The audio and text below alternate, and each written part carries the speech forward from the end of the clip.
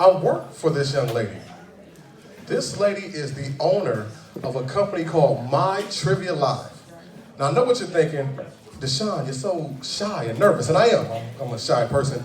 But I'm a trivia host as well for this young lady's company. And she's going to come up with some information right now. So please, could you clap your hands for the owner of My Trivia Live, Catherine Naracher. Come on up here. Love you, Catherine. How long I know you? About 5 years now? Oh, no, 6. Oh, Lord Jesus. 6. And I already snuck out of my job tonight to be here, so make sure you take care of her. All right, bye. Thank you so much, and thank you to Deshaun and Lakeisha for having me here. I am so absolutely honored to be here. Who here has ever heard of My Trivia Live? Like one person. Okay, great. We have a lot of work to do. Who here has ever seen live trivia in restaurants and bars? Raise your hand. Okay, for those of you who don't know what live trivia is, My Trivia Live is a company that does live trivia in restaurants and bars all over Metro Detroit. And so I thought it would be fun to play just a little trivia game to get things started. Does that sound good? All right. So according to the U.S. Bureau of Labor and Statistics, who can tell me, for this lovely soap that I just purchased from these two beautiful women back there, because I was going to do something a little different, but the way this is set up, it didn't make sense. So who here can tell me what percent of small business owners are still in business after 1 year? What percent? Raise your hand. 50. Raise your hand if you think you know the answer. Go ahead. 30%. Okay, a little bit lower. Go ahead. 15. Or I'm sorry, a little bit higher. Higher. Go ahead. A little bit higher? Yeah. 50. 50? 75%. So, ooh, you're so close. Anybody else? 80%. 80%. Here you go. You win some soap. I don't want to walk in front of the speaker because we'll get some feedback. 80% of people who start small businesses are still in business 1 year later. So that's pretty good news, right? That's pretty positive. All right, who can tell me what percent of people who start small businesses are still in business after 5 years? 10%, a little bit higher. 30, a little bit higher. Go ahead. 67%. Lower than that, 67 is what he said. Go ahead. Nope, a little bit lower. A little bit higher. 50%. Who said 50%? Right there. Here, you get yourself a soap. Here, can I throw it? I don't want to. There you go. All right. That was my bad. Sorry. So 50%, you guys, of people who start a small business stay in business for 5 years. Now, who can tell me what percent of people stay in business after 10 years? 35? It's actually higher than that. Like 60. A little bit lower. A little bit lower. 40%. 40%. That's right. Here you go. So what that means, you guys, if you were paying attention, is that means that if you guys were representing all the people who started a small business, 60% of you would fail after 10 years. So that's what we're going to talk about here today. And I'm going to probably put this microphone down. I have a really big mouth. I'll do my very best to yell. And plus, I can't stay still. I move a lot when I talk. But I am so happy to be here. My name is Catherine. And as I said before, I am the owner of My Trivia Live. And I've been invited here to share my experience of starting that company with you. So what I want to do for the next few minutes is just give you a little bit of background about what My Trivia Live is and kind of how we got started. And then I want to share with you some things that I learned in the hopes to encourage and empower all of you. Does that sound good? And if we have time at the end, I would love to hear from you guys, love to take any questions you might have. So, I grew up in Garden City, and I graduated by the skin of my teeth from Garden City High School. I got kicked out my junior year. I was busy getting drunk and doing drugs down in the park all throughout my high school career. It's only by the grace of God that I was actually able to graduate on time. And after I got out of high school, you know, I really wanted to go to college, but even if my grades were good enough, my mom just couldn't afford to send me. She's a single mom. My dad died when I was 10 years old. And I started working at a bar, at a restaurant. And you guys, I absolutely loved it.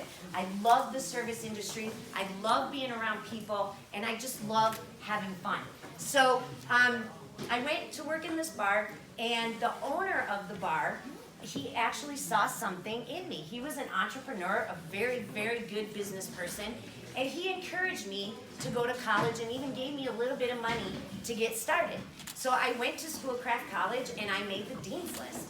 I graduated from there and went on to the University of Michigan. I graduated from there, and then I went on to graduate from the University of Detroit Mercy School of Law.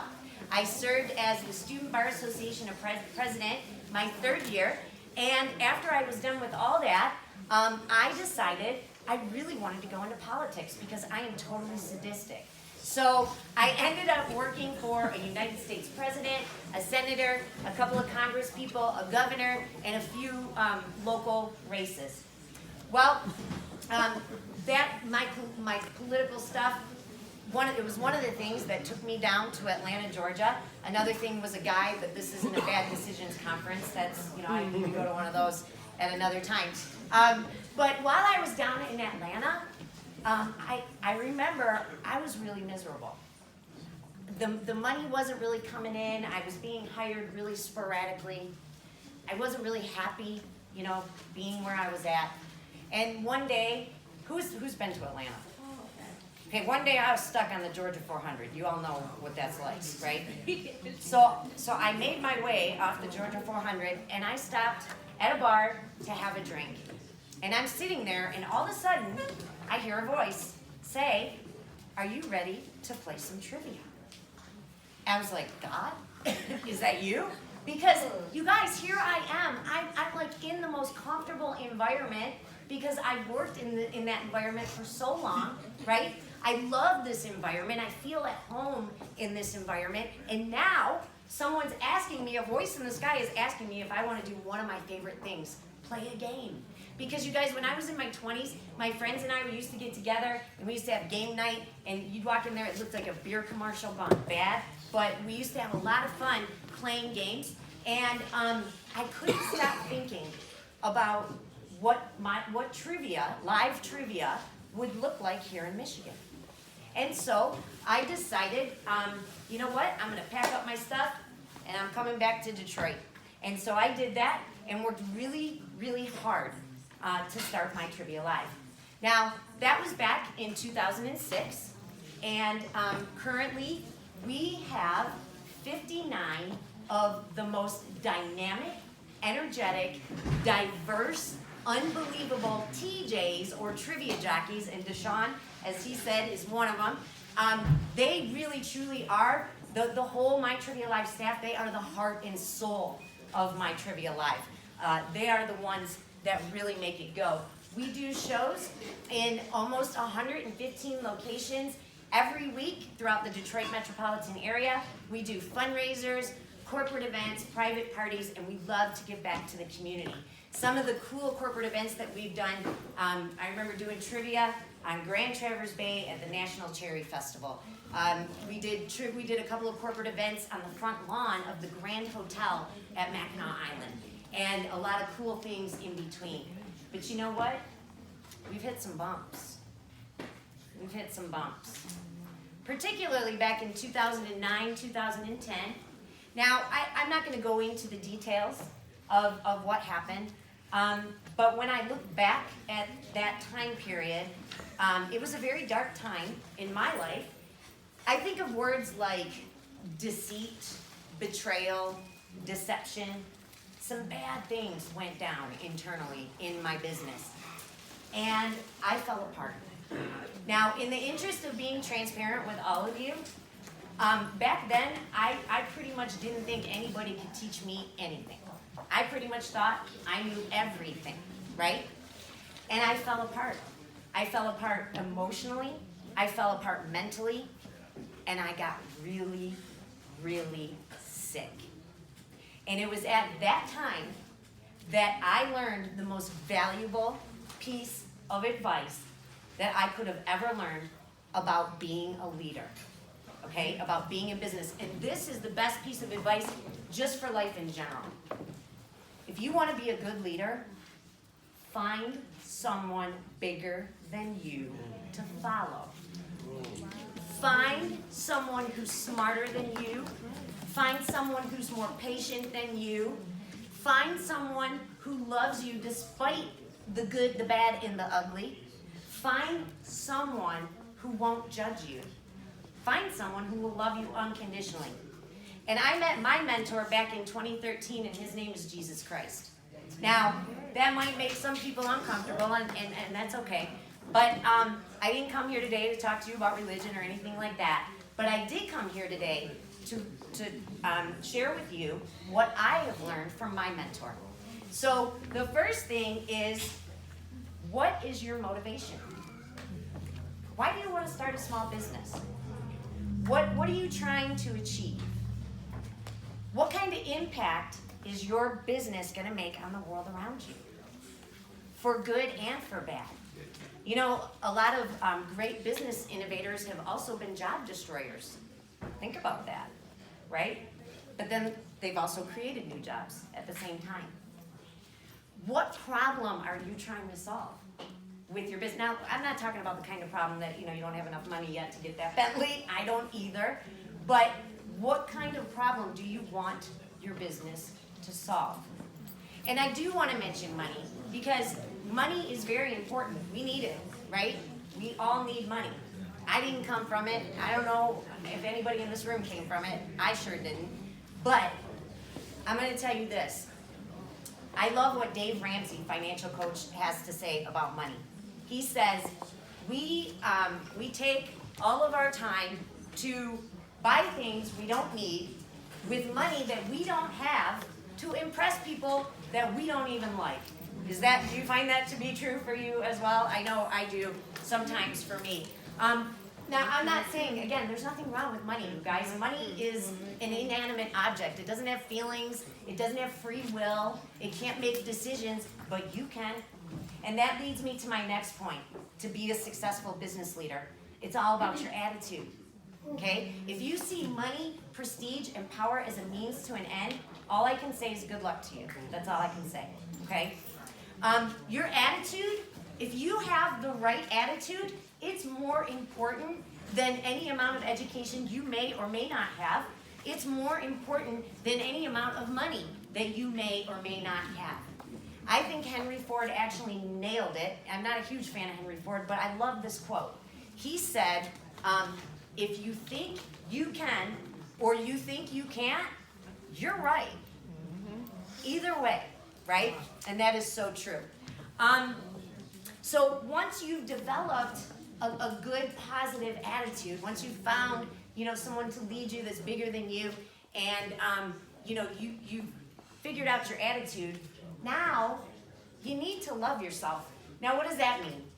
People here might be thinking, well, I'm great, and I love myself. That's not love.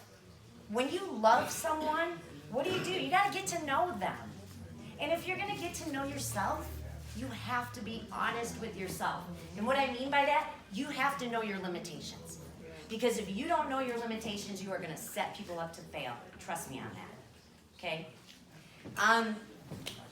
And I think the next thing, sorry, lost my train of thought there, is once you love yourself, you're going to be able to love others very easily. You guys, here's the second most important thing I'm going to say to you today. Take care of your people.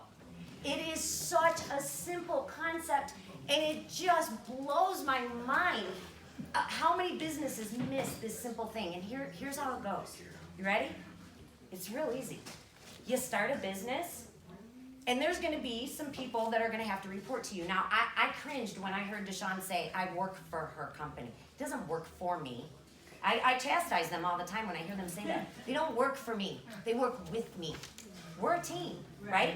And so, but you're going to have some people that are going to report to you, right? And what you need to do, first of all, is not ever see them as a means to an end. Don't ever look at your people as a means to an end. Listen to them. Listen to them. Love on them. Care for them. Because guess what they're going to do? If they have people reporting to them, they're going to treat them the same way, aren't they? Right? And then guess what those people are going to do? They're going to treat the people who sign your paychecks, your customers, like gold. And who doesn't want to be treated like gold? I mean, you think, gosh, I really don't want to go back to that place. They're so nice to me. They give me the table up front. They know me by name. I hate that place. Nobody says that, right? People want to be places and experience things that make them feel special and make them feel important, okay? So it's really important to love others. The next point is be a humble servant leader. Now, I have a question for you. Raise your hand if you've ever been anywhere where you weren't the most important person in the room. Okay, if you have to think about that, there's nothing I can do to help any. You have been, if you've ever been to a wedding, and you weren't the bride, you've been somewhere where you weren't the most important person in the room. Because when you walked in, nobody stood. But when she walked in, everybody stood, right? So what is the point of that? Well, my mentor, whether you believe his claim to be God or not, I do. But my mentor claimed to be God, and therefore, everywhere Jesus went, he was the most important person in the room. He didn't have to say anything. He didn't have to do anything. He just had to stand there. And when we look at the historical record or the Bible, do we ever read about Jesus getting all puffed up and geared up and pushing people around and ordering them around and telling them what to do and kiss my feet and kiss my ring? Not once. In fact, he was so humble that he died for his followers. That's humility. Now, the reason why I know that being a humble servant leader works, it's not because I'm great at it at all, but it's because Jesus was, and there are billions of people who still think he's a really good humble servant leader today. So I think that demonstrates that humble servant leadership is really important, and it's a good way to get people to follow you. The last thing that I just want to leave you guys with is lead through service, lead through appreciation, set the best example you can by leading through your actions more than your words. Because you know what? All of us are here for a very limited amount of time, and whether we even are trying to or not, we're gonna make an impact in this world somehow. And all of us are gonna leave a legacy. And the people that have helped you build that legacy, your employees, they're the ones you're going to leave behind, and they're the ones that are going to fill in the holes of the story of your legacy. What are they going to say about you? Thank you.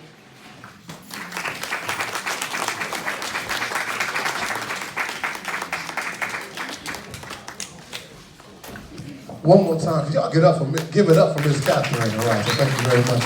I love you. I love you today. I had to make sure I didn't get emotional because I'm gonna give you a quick story about this young lady. 6 years ago, I walked into a place, I saw an ad on Craigslist saying they wanted trivia hosts.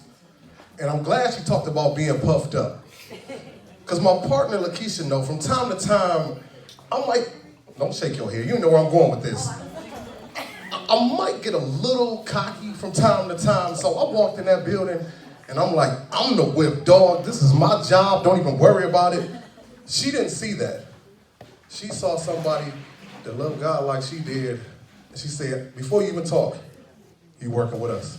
You my partner. So one more time, could y'all give it up for Miss Catherine? And like she said, if you guys don't, we have to say this in our speech, so I'm going to say it too. Check us out, mytrivialive.com. And any of you guys want to check out the website, we got all types of shows. Come check it out. It's free to play. I'm going to play tonight myself. And we're always looking for new trivia jobs. Yes. So, if anybody in here People need a job. wants to be a trivia host, y'all got brands. I'm just saying it's a great way to network as well. Yep. Go to mytrivialive.com, click career opportunities. We'll set you up with audition. And if you came a little late, also make sure operationschools.com. Check out Rachel Allen. She was our first speaker.